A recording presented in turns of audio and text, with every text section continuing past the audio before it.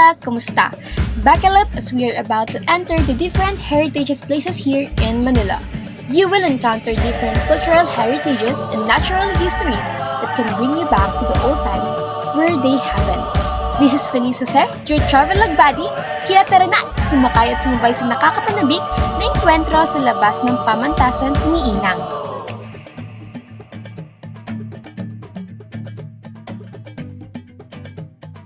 Tara na!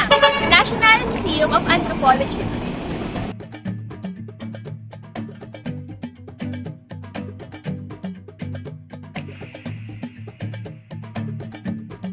Monreal stone, or also known as Ticao stone, is a limestone whereby bayan was carved. This was also discovered by the students of Rizal Elementary School on Ticao Island.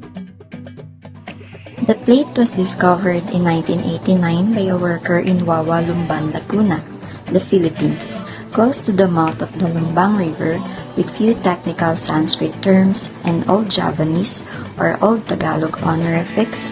The inscribed text was primarily written in Old Malay, using the early Kawi script. The origin of this is at Amganad Banawe, Ifugao.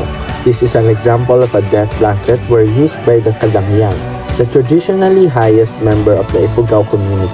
Textile is dyed using the binudnugan. The design depicts the ritual implement. The National Museum or Pambansang Museo ng Pilipinas logo is a stylized baybayin of Pa. The first letter of Mamana or heritage is a government organization in the Philippines that acts as a center for education, research, and culture while protecting the many permanent national collections. Lithic artifacts. It is a collection of different stones that came from Situ Rizal, Kalinga province. All human-made stone artifacts dating back to prehistory and up to the present. The study of prehistory relies heavily on stone artifacts. Illustrations of ornately decorated pillars of carved stucco supporting the choir loft of San Vicente Ferrer Church. The Roman Catholic Diocese of Bayambong has jurisdiction over the parish church, which is dedicated to Saint Vincent Ferrer. National Museum of the Philippines designated the cathedral complex as a natural cultural treasure in July 2001. Welcome to National Museum of Natural History. Tara!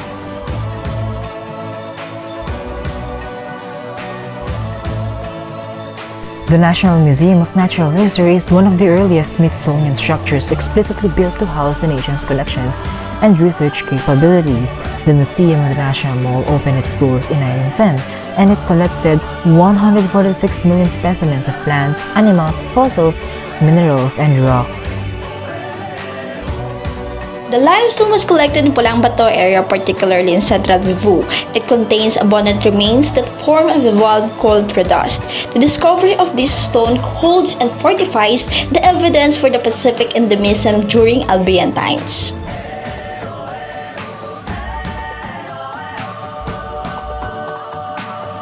The Philippine eagle, or the monkey-eating eagle, is a critically endangered species native to the jungles of the Philippines. It belongs to the Oxybridae family and is one of the largest eagles, only surpassed in size by the stellar sea eagle and harpy eagle. Rhinoceros philippinensis is the name of this species. Teeth and bones from this ancient herbivore were the first fossils to be found, and they were found in Laya, Cagayan in 1936. Based on the characteristics observed in the premolars, they were recognized as a new species. In Fort Bonifacio in Metro Manila, on May 13, 1965, a piece of the right upper jaw with 2 surviving molars and 1 damaged one was discovered.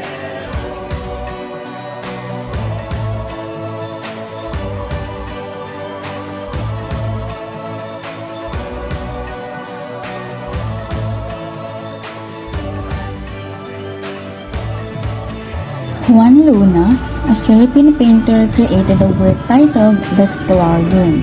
The painting of the dying gladiators took Luna 8 months to complete on canvas. The image depicts the desecration of a Roman circus where dead gladiators are stripped of their armor and weapons.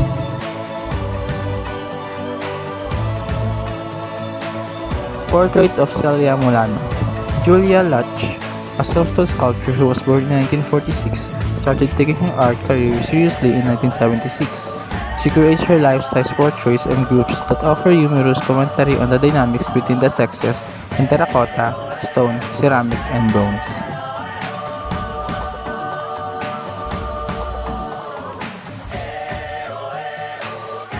Fun fact, the current National Museum of Fine Arts back then was the old legislative building where the Senate resided and had their sessions for 70 years since 1926.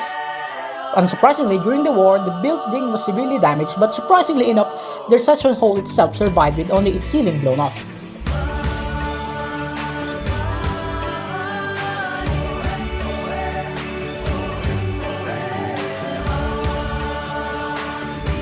Book for new and current members of the Katipunan was published under the title Kartilya ng Katipunan.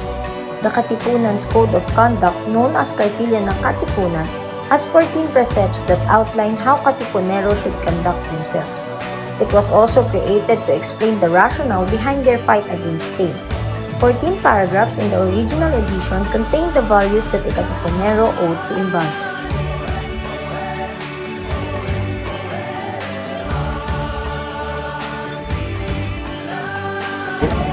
Ngayon, nandito kami sa Kartilya ng Katipunan.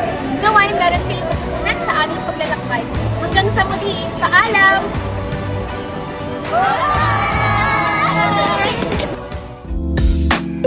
It's really nice.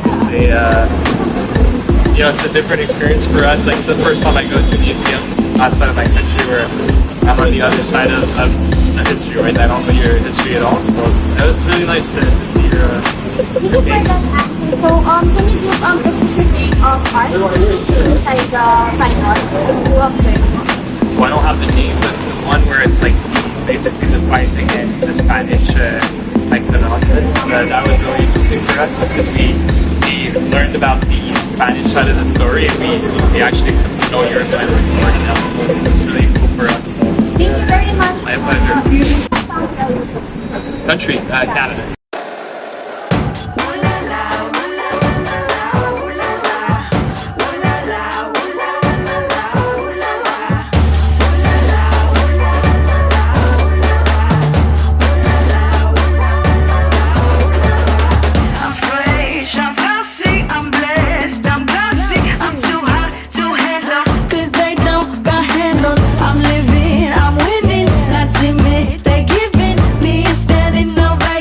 Cause I am amazing.